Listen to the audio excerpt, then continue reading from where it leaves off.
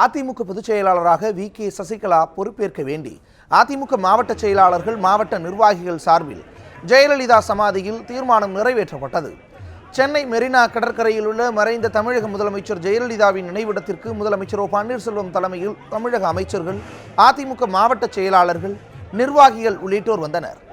ஜெயலலிதாவின் நினைவிடத்தில் முதலமைச்சர் பன்னீர்செல்வம் மலரஞ்சலி செலுத்தியதை தொடர்ந்து தமிழக அமைச்சர்கள், அதிமுக மாவட்ட செயலாளர்கள் உள்ளிட்டோரும் அஞ்சலி செலுத்தினர்.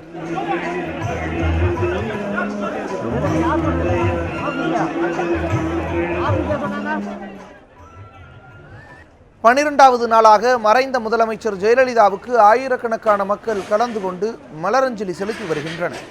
இதனிடையே அதிமுக பொதுச் செயலாளராக சசிகலா பொறுப்பேற்க வேண்டி அதிமுக மாவட்ட செயலாளர்கள், மாவட்ட நிர்வாகிகள் சார்பில் தீர்மானம் நிறைவேற்றி கையெழுத்திட்டனர்.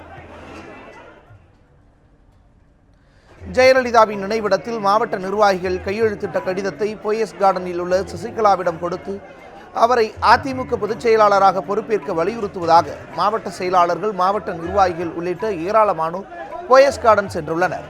இதனையடுத்து அப்பகுதியில் ஏராளமான போலீசார் குவிக்கப்பட்டுள்ளனர்.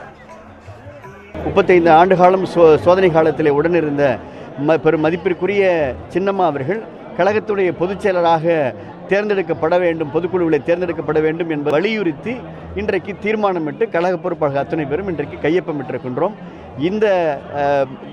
இந்த பதிவை நேரில் பெரும் மதிப்பிற்குரிய சின்னம்மா அவர்களை போயஸ் கார்டனில் நேரில் சந்தித்து வழங்க இருக்கின்றோம்.